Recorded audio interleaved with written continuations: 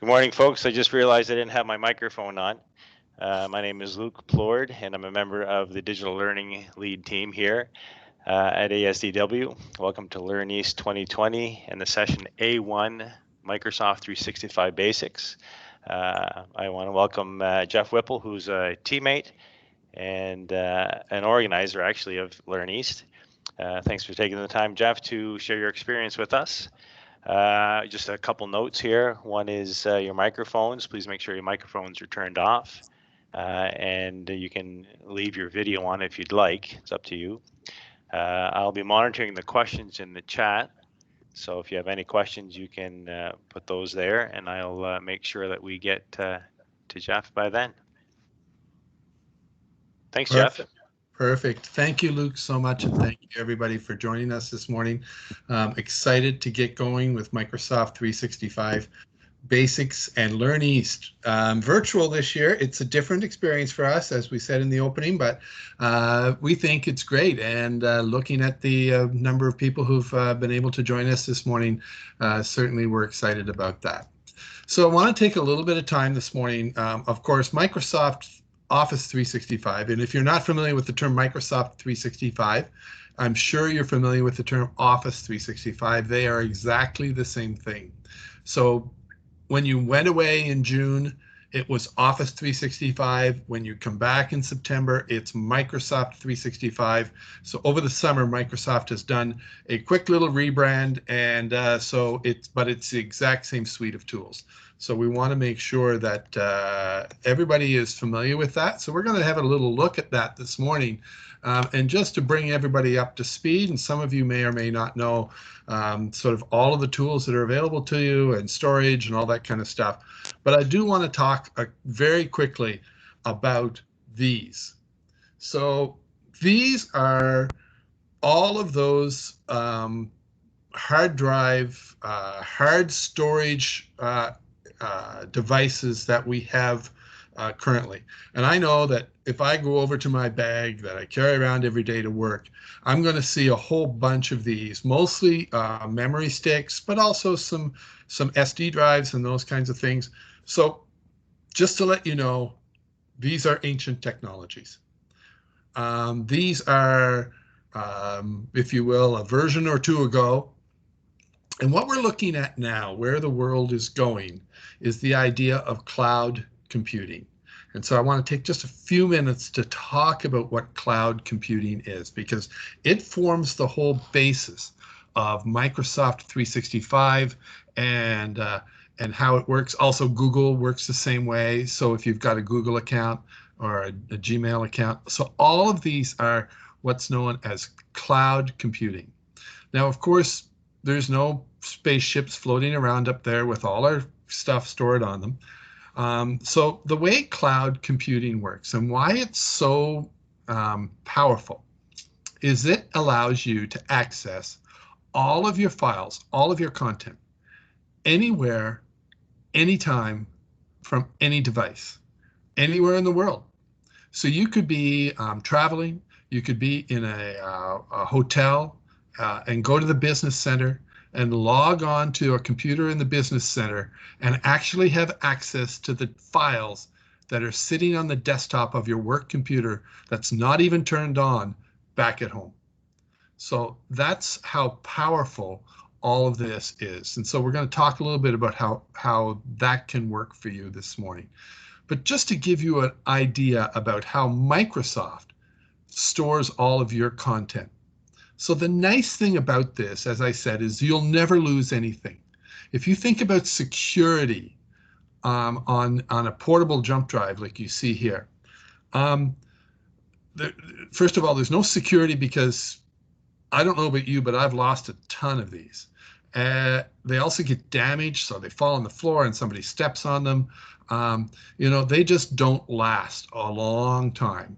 And I know teachers who walk around with their whole lives sitting on a bunch of jump drives or a portable hard drive like you see here, and these things just die and there's nothing there. The other thing is that they're not very secure from a privacy standpoint, because if I lose one of these or somebody takes it off my desk and sticks it in their computer, they have full access to it. all the files and everything that are on there. So I want to tell you a very quick story. Last year, I got a call from a teacher friend of mine, and he also has some business on the side and some other things. And he said, my my hard drive is shot. All my files, all my teaching files, all my business files, and everything are on there. And it ended up it was shot, and he had to go and pay a very significant amount of money, several $100s, for a company in town to recover some of the data for him. So it's not fun when that happens. The nice thing about cloud computing is that you're never going to lose anything. So when we store stuff on our OneDrive or in Microsoft Teams or in any of these places that are connected to cloud computing, they're always going to be there. And you say, how does Microsoft do that? Well, here's how they do it in a nutshell. It's a lot more complicated than this, obviously, but when you save something, so Microsoft has these big computers all over the country called servers, server farms, they call them, because they're so big. And so they might have one in Halifax and one in Montreal, one in Toronto, one in Calgary, one in Vancouver. I don't know where they are, but let's say they have 5 of them across the country. And every time you save a file, they actually make duplicate copies and put it on multiple servers. So that if the Halifax server where your primary stuff might be stored is down because of a snowstorm and there's a huge power outage, of course they've got backup power, but for whatever reason, and the Halifax server is down, they'll just go get your stuff at the Toronto server or the Calgary server. So the nice thing about the web, it's connected globally. The special thing about our service with Microsoft is that all of the content is stored on servers within Canada. And that may not mean much to you, but if as teachers, that's really essential, because by law, because we're storing data, personal student data or client data, then we are required by the New Brunswick privacy laws, which are the strongest in Canada, to store those on servers within Canada. And that's primarily as a response to the Patriot Act in the United States. So after 9/11, the United States brought in some new regulations that they now have access and can gain access, the government, to private data of any data that's being stored on servers physically within the United States. So we want to make sure that all of our data is stored in Canada. So basically, what you see on the screen is old. It's ancient technology, and we want to move away from that. So today, I want to talk a little bit about Microsoft 365. So there's a couple of ways that you can access Microsoft 365 and your files and all of your good stuff that you see. So one way, which is what we call web-based, meaning it lives on the internet. So this is our web-based app, or apps, I should say, because Office 365 is not one app, it is many. And if I click on the little waffle here, you can see. So to get to Office 365, let's take a step back. To get to Office 365 on the web, anywhere in the world, on any computer, you don't have to have Word or PowerPoint or Outlook downloaded on that computer. It can be on any device anywhere in the world. You open up a web browser. In this case, I use Google Chrome. Going to caution you against using the old Internet Explorer.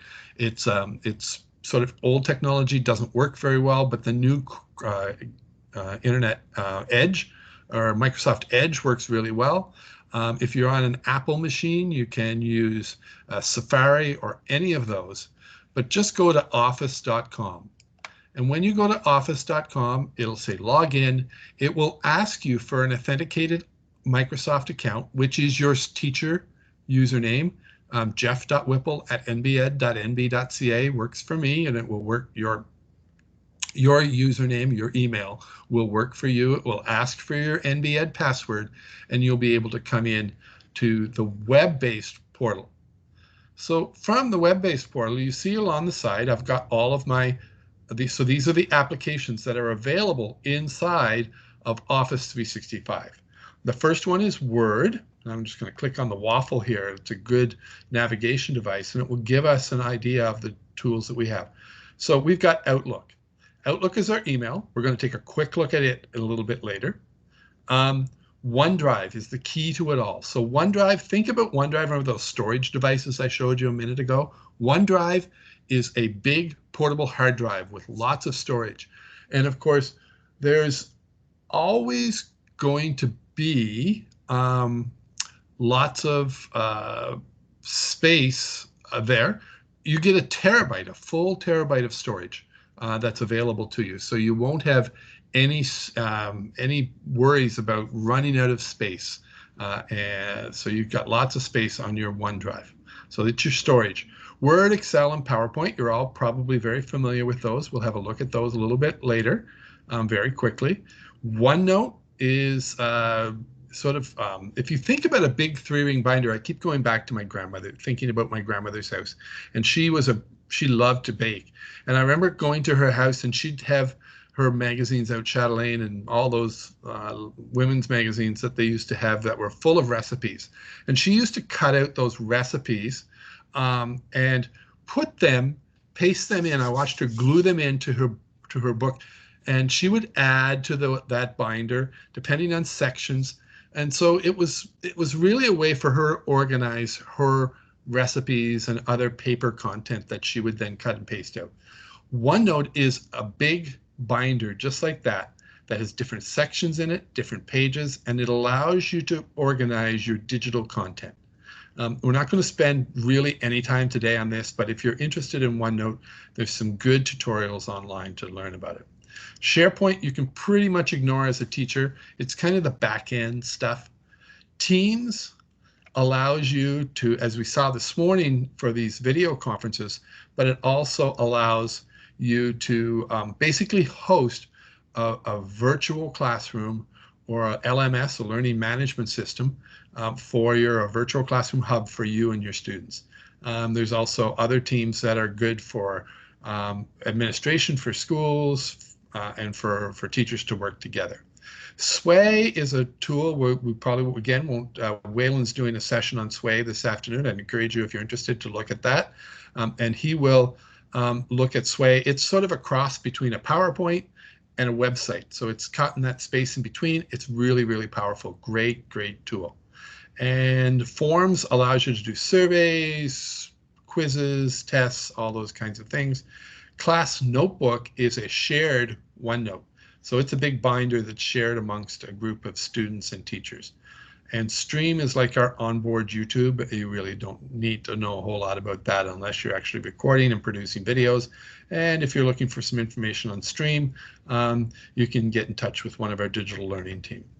So I want to come here and just walk through some of these tools very quickly. So when I go to Outlook, of course, it's going to take me to my email. And you'll notice that when I am in any of my web-based apps, I continue to have this waffle, which is a navigation guide up here in the corner, this navigation grid. If I click on it, it's going to open up. There we go, and allow me to go from the other ones. Quickly look at OneDrive, and you'll see here that I have all of my folders and all of my files. Again, if I was on any computer anywhere in the world, I could access all of these files and folders just like I would on my home work computer. So I want to leave this up here for a second, but I do want to come back to this. So this is my desktop, and right now my desktop's really, really busy. Normally you will find nothing on my desktop, but I got a bunch of images on here that I was using last night and this morning to prepare. Normally my desktop is empty. But one of the things that you'll notice is that I've also got a lot of the same apps down here along the bottom. So you'll notice that I have my email app, which is Outlook. And so it will open up and I'll be able to access my email just like I did on the web. So these are called desktop apps. So you're going to see and hear me talk about desktop apps versus web-based apps. So these are desktop apps. These apps are housed on my computer, but they are connected digitally to my cloud services. So even though I'm working directly on the hard drive of my computer, these connect and pull content from my cloud services. So here I've got Outlook. Then coming across, I've got Microsoft Teams. This is my OneDrive. And this is really a really critical app for me. When I open it up, it opens up my OneDrive. And if I happen to pull my other OneDrive up here, you will notice that these files are exactly, and folders are exactly the same as the folders that I've got on my desktop app, because these are actually the same files. So these are being stored on a server or servers across the country by Microsoft for me. So I can either come in here on my desktop app or come in here and access these files through a web browser. So think of it, and they're the exact same files. I want you to imagine a big room with a table full of buffet full of food in the middle. It has two doors. It has a door at the front and a door at the back. And it doesn't matter which door that I come in, I can get to my files. I can come in the front door through my desktop app. I can come in through the side door and get to the same set of files through my web-based app.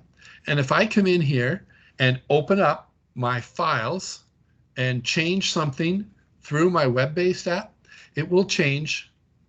When I go to look at it again through my desktop app, the changes will have all been done because I'm actually looking at the same files. So we don't have to worry about, so these are basically the same files. They're syncing so that you don't think of it just exactly as that, the same files. Now, of course, the question that always comes up is, what if I don't have access to the internet? Well, of course, if you don't have access to the internet, you're not going to be able to get access to your web files. But on your teacher computer, these, if you've got your Outlook or your OneDrive, what we call synced, you'll notice that these will still work if they've got one of these little blue or green clouds. These are clouds, these are sync.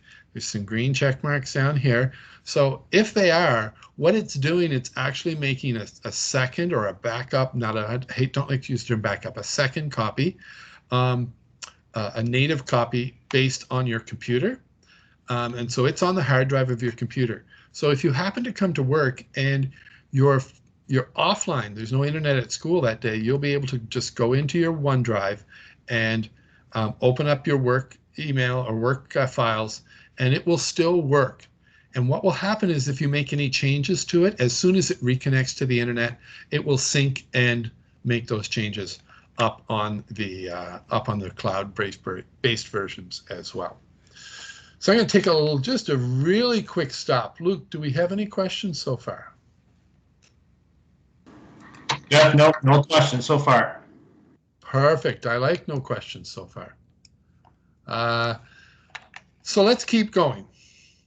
So one of the things, so we've talked about how that you don't have to worry about if you come to school and you don't have any web-based access. So one of the things I always do, and I always talk to teachers about, is making sure that their apps are put down here in the taskbar.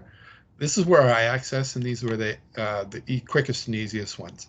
So if I click on here, I can find all my web-based apps or all my Microsoft apps. They're all sitting in here. So there's my OneDrive app. And if I want to put it down on the bottom so it stays there, if you right-click on any of these apps, let's say I want to put, I'll just put this one down. I go right-click, more, and pin to taskbar. Now I'm already pinned down in the taskbar, but if I hit pin to taskbar, it's going to come down here. So if you don't have your Microsoft app, already working, then that's where you want to go. Now, if I open up my OneDrive, I should see OneDrive EECD. So if I see that, this is my work one. You may also find another OneDrive. I don't know if I've got one in here or not. I guess I don't. If you happen to see a second OneDrive without EECD on it, ignore it and don't use it. So it's a native one. It doesn't have any cloud storage attached to it. It's storing stuff on your computer. So you want to make sure that you're using the OneDrive EECD. You'll also see that if I open up, I can open it up using my Windows Explorer, or I can open it up using my OneDrive app. I like the OneDrive app because it takes me directly to my OneDrive. So inside of here, you'll also notice that I have a couple of special folders, 3 special folders, as a matter of fact: desktop, documents, and pictures. So right now, these are actually syncing directly to my desktop folder. They're also syncing to my documents folder, so any documents I've got on my hard drive, and to my pictures folder. So here's the nice thing about this. With this cloud-based storage, I can continue to use my desktop. So if you're one of those people that loves your desktop, everything you do is stored on your desktop, but you're always worried about your computer crashing and losing all of your content, if it's because it's only been stored on the hard drive. And I know so many teachers that's happened to, and I've actually consoled so many. I've seen tears in some eyes. So, but the nice thing about this is that if we turn our desktop documents and pictures sync on, then it automatically makes a cloud-based, it turns your desktop into a cloud-based solution. So if I click on this desktop, you're going to see that all of the folders, or all of the files that are sitting on my desktop, are also copied onto my OneDrive. And if I come in here and let's say I delete a bunch of these files, I'm going to delete them. And I want you to watch what happens over here, because here they are. So there's that bunch of them. I'm going to delete them on my OneDrive. And in a second, sometimes takes a second or two, you're going to see that those files are going to delete over here. What did I leave? 7, 8, and 9. So these are the 3 that are left. So these ones here are going to delete.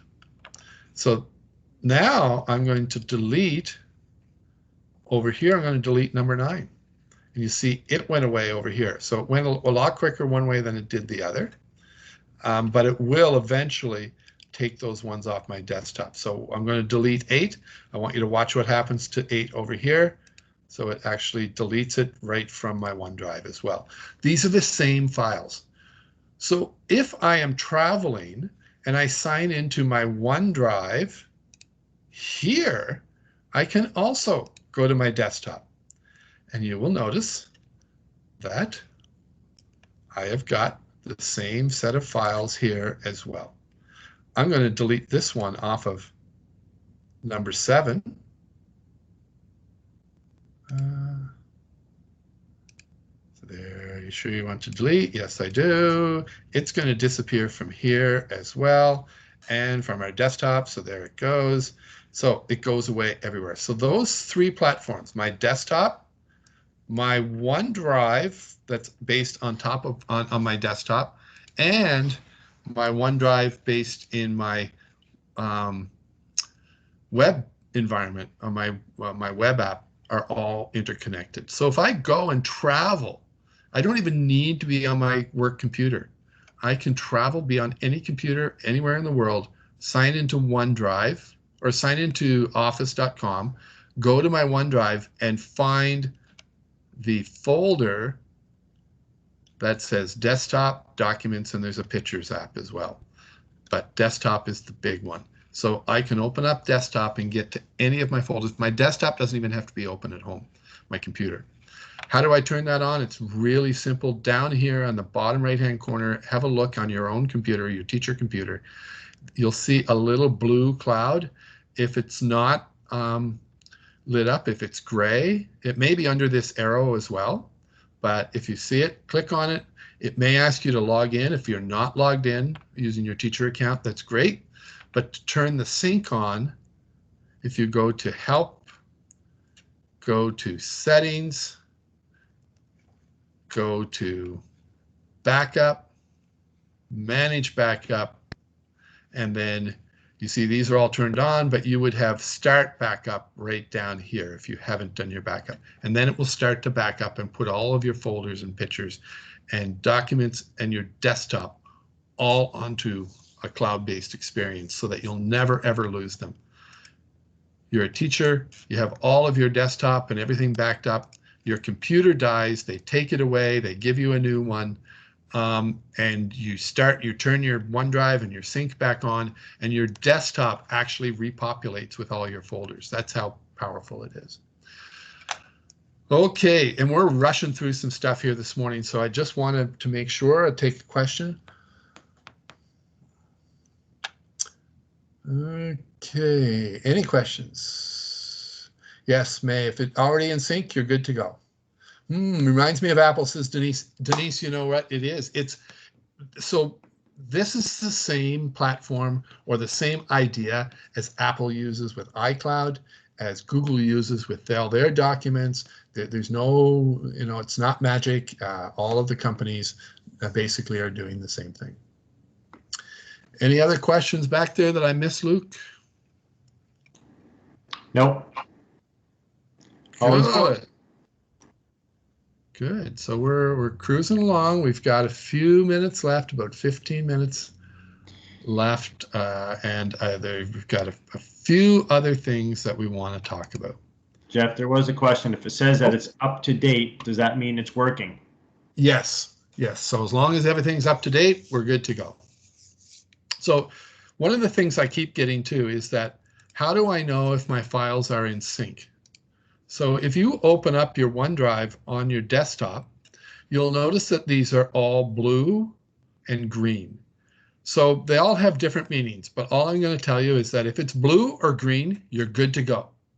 If you see something that's red, it means that there's a problem with an individual file within that folder or something like that, and you can try to troubleshoot it. It's usually pretty easy to troubleshoot, and if it doesn't troubleshoot, if you can't troubleshoot it, then you might want to put in a help desk case. But for the most part, all you need to look for is if it's green or blue inside of your folder here on the status, then you're good to go. So we want to talk about sharing. So you can share individual files in here with somebody else for them to be able to work on or to work on together collaboratively.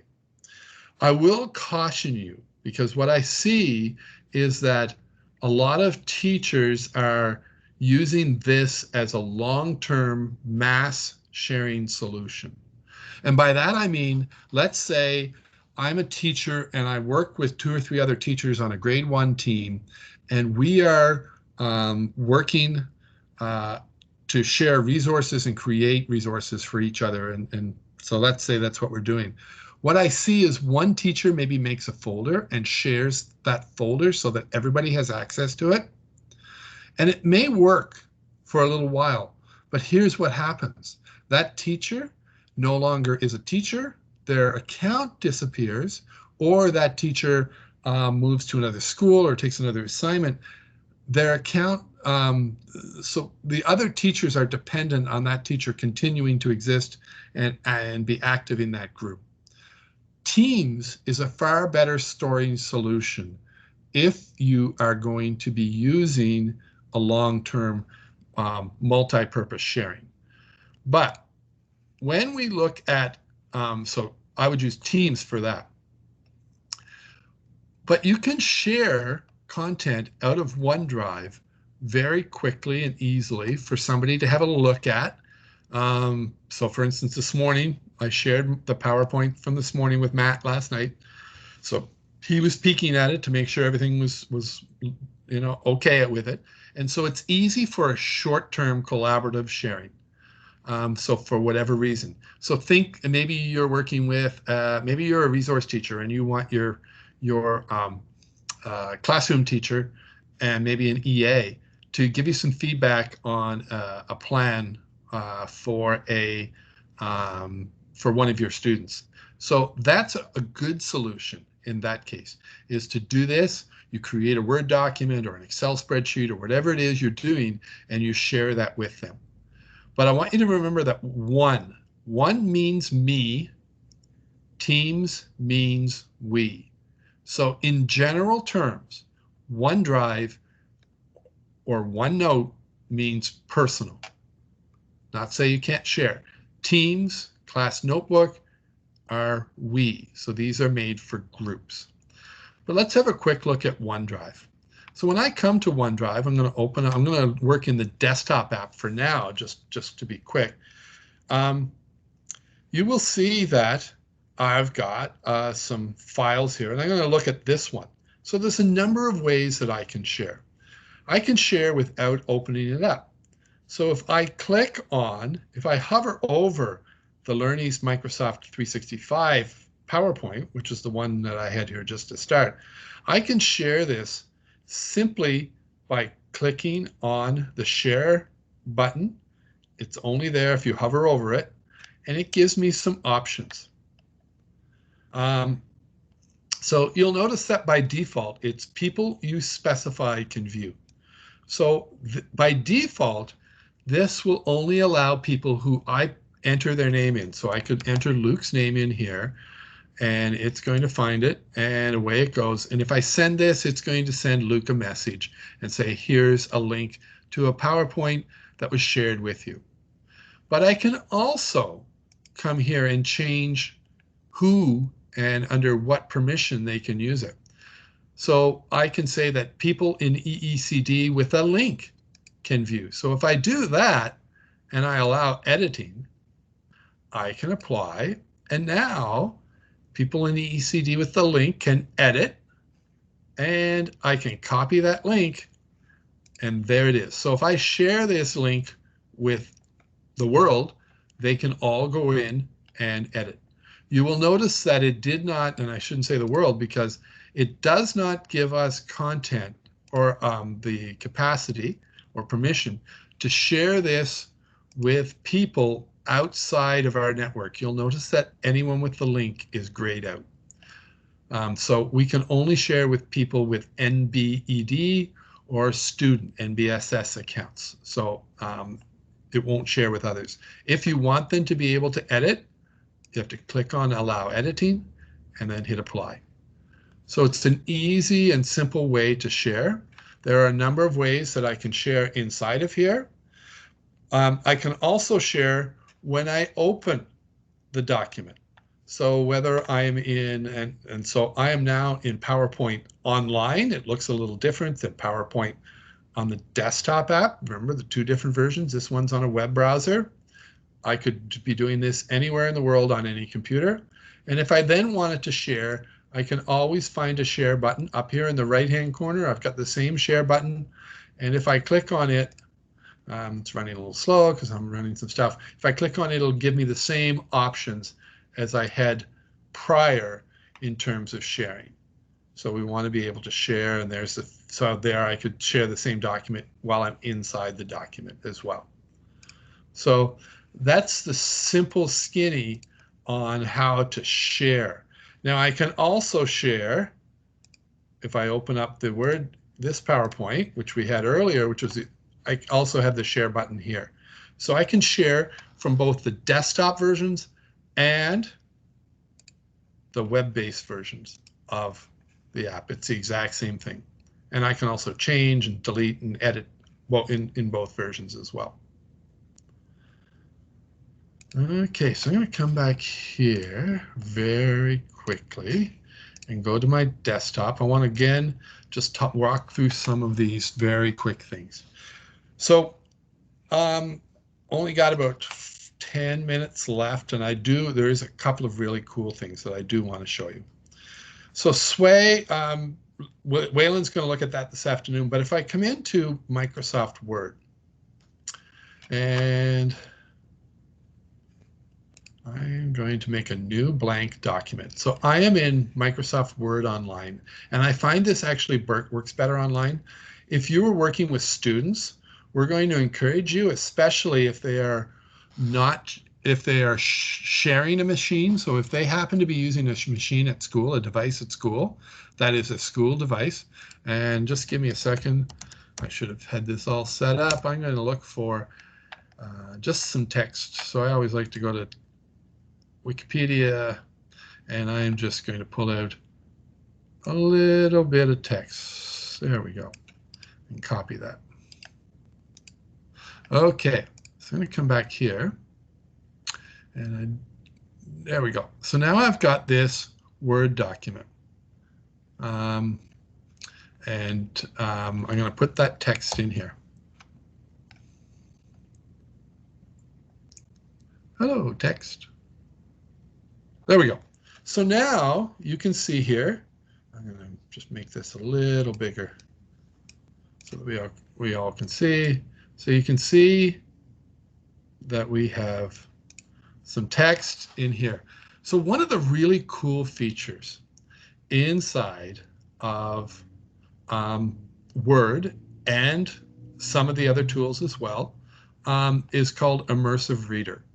And I know that a bunch of you probably have struggling readers in your school, but I'm going to open up Immersive Reader and show it to you. So let's say that you gave and shared some text with students that maybe was something struggling for them to read. And so just so you can see quickly what Immersive Reader looks like, when I go into the Immersive Reader view, it brings the text out into a larger text, and this is as part of the Office 365. So a couple of things that you can do with this. If I click on text preferences, I can make the text a little bigger. The nice thing about this, remember, is that students get to control how this works. So I can come in here, I can increase the spacing or decrease the spacing. I can make and choose the font, or the student can choose the font, how they view it. Comic Sans seems to be the one that works best for some kids with learning disabilities because it doesn't have the serifs like it does here in Sitka and some of the other common ones. So they like with, and it also looks more like regular A's and E's and other things. So you'll notice here that this A looks like an A, whereas in Calibri, the A looks like this, and that confuses some students. So Comic Sans, believe it or not, looks to be the more natural one. You can also choose different themes. So white on black, white on green, white on some other colors, and white on yellow. I don't know, I'm certainly not a resource specialist, but from what I hear, this white on green is really good for kids with dyslexia and other LDs. So for some reason, makes it easier for them to read. When I come into grammar options, you can see here that I can also break it out into syllables. And this helps for kids to chunk words. So Asia, Africa. So it helps kids do the chunking. It also will start to identify nouns. And I can even turn the labels on, so it will tell me that these are all nouns if I turn the chunking on. And so if you're teaching parts of speech, that's super as well. So I'm going to turn these both off again and go to the last section here in the reading pane. You can see that the picture dictionary is turned on. And if I click on this word, elephants, and it actually shows me a picture. Africa, there's no word or no picture here, but I can listen to it. Africa. So I can do that. I can also translate into different languages, and I know we've got a lot of newcomers to Canada, and so it's important that we're able to serve them, and this actually works well for some of their families as well. If you've got Syrian newcomers, they use Saudi Arabian Arabic, not Egyptian. So if I click this, I can actually translate the whole document, and it will translate the document and read the document back to them. تنتشر الفيلة في جميع أنحاء إفريقيا جنوب. So here's the nice thing. The kids control what this looks like. The kids get to control all of this. So that's a real quick look at Immersive Reader. Jeff, can I stop? Jeff, can I stop you just for a second? There was a question. Could you go back and show how to launch the Immersive Reader, please? Yes, can do. So when you're in, so I will tell you, it works better in a Word online document. You can use it in a Word document on a desktop app, but it actually works better in the browser version. So if you've got a document in your OneDrive, you open it up.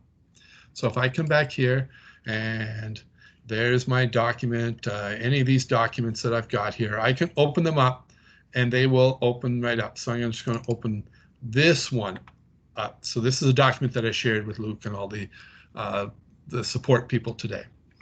And so when we open it up, it's going to open up in a browser, and you know you're in a browser because you see that you've got this browser tabs across the top. You don't have the Word, and it's going to open up with a simplified ribbon. So it's not going to give you all of the tools that you've got. It's going to take too long. I'm just going to come back here. Oh, maybe not. There we go. There's my document with my elephants. So when I go to File, pardon me, when I'm looking at this in the home view, I'm going to see this. But to open up Immersive Reader, all we need to do is go to View, and Immersive Reader sits right there.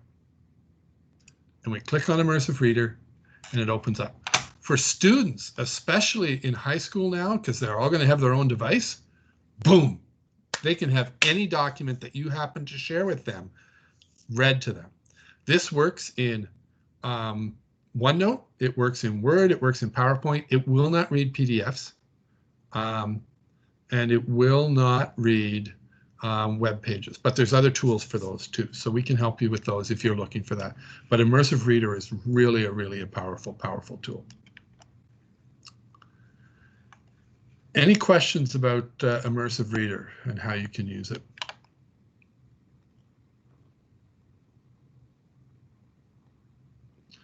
Good. Yeah, Jeff, there are some questions if you want to go through some questions from previous. Okay, give me one more second. I want to show you one more thing. So one of the things that we tend to do in the old way, and I tend to use the old way when we're using these Word apps, or when we're using the desktop apps, if we wanted to start a PowerPoint or a Word document, we would just click on the app and open it up. In a browser-based world, a web-based world, cloud-based world, we're going to do it a little differently. So when we open up our Office and click on the waffle, then we're not going to click on Word and open it up because it's going to save that where just in a random space in your OneDrive. Here's how we're going to do it, and we're going to teach students to do it. We're always going to start from where we want to save it, because when we open up a desktop app, we go Word, start to type, we go File, Save As, tell it where to go, tell it where to save. In this world, we're going to start with our OneDrive, and think about our OneDrive as our big storage space. We're going to start with our OneDrive, and we're going to open up, and I'm running really slow. Then we're going to go to our OneDrive, and let's say I wanted to put a new file on my desktop. It could be anywhere. And I'm going to say now I'm where I want to save it because I want to save it on my desktop. So I'm going to go New, and now I'm going to choose Word document, Excel workbook, PowerPoint, whatever I want to start with. And then I'm going to start from there. So we're going to start sort of to reverse engineer this, if you will. We're going to go to where we want to save it and then create the document. So that's our best practice in a web-based environment, is to go to where you want to save it and then create it, rather than creating it and then have to worry about moving it around to your particular storage space where you want to actually have it and organize it in your folders. So that's a quick and easy tip. Best practice is to open your OneDrive. If you're in a web-based environment, open your OneDrive, go to where you want to save it, and then hit the New, and then whatever kind of file that you want to do. Okay, so Luke, start firing some questions. If you have questions, put them in. Okay, someone had a question about, is there a recover files opportunity if we make a mistake in deleting? A recover files opportunity. Yes. See the recycle bin right here? So when you delete a file, it actually goes into the recycle bin. And you can come in here and I don't have anything in there, but it will. There's a second stage recycle bin. I don't know what's in there. It's empty too. I keep my recycle bins pretty empty, but if you do delete something, it should be in your recycle bin. Okay, another question was, can a class distribution list be shared? A colleague sent another one of our members one this year, and the person can't open it. I'm not sure if this is specific to our discussion here. Yeah, so it can be shared. So there's a difference now. If I come in here, there's a difference now between, if I come here to my groups, into a contact list and a contact group. So there's some changes going on. So if it's an old list, it may need to have some tweaking done to it before it's going to be able to be brought in.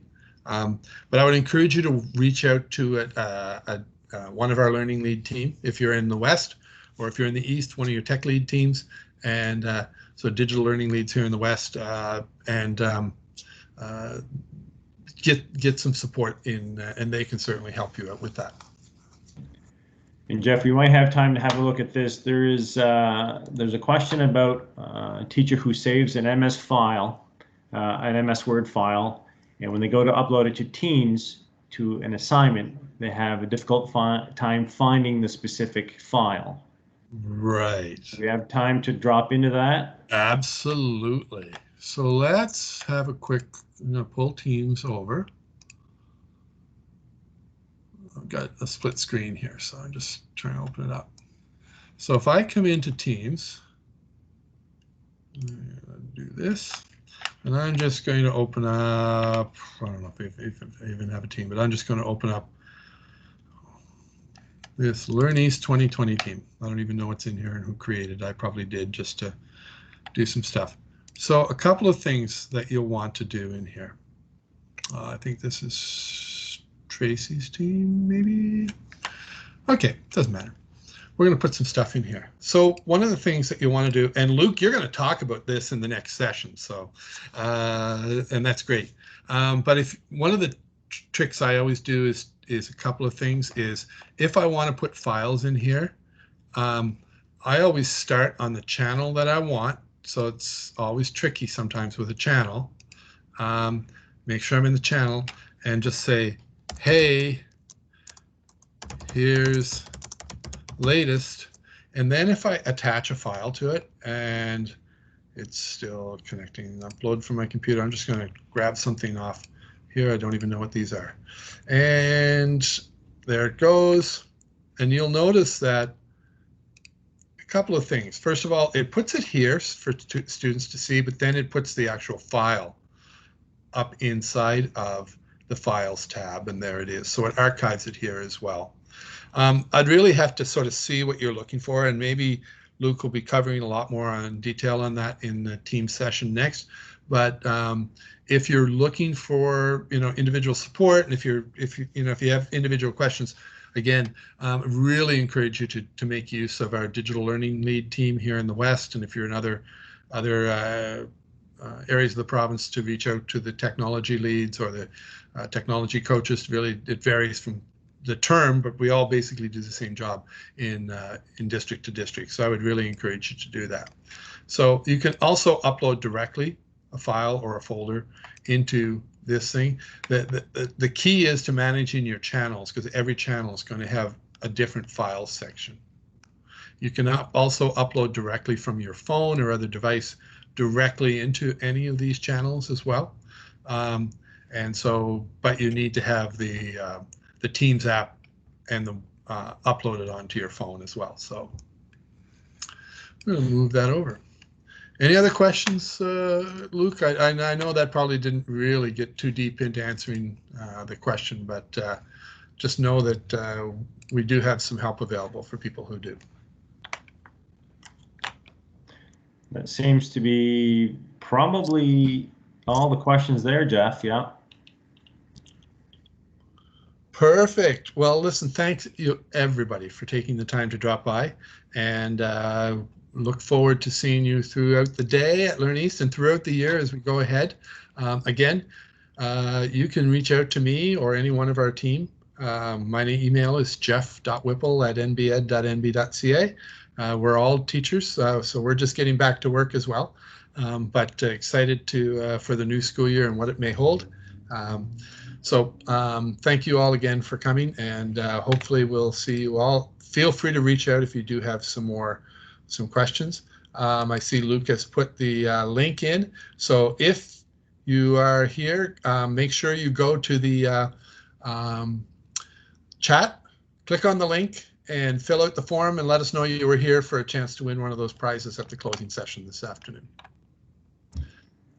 And folks, just a reminder as well that at 3:45 we'll have our MBTA President Rick Cummings, and you can also hang around for the lucky draws.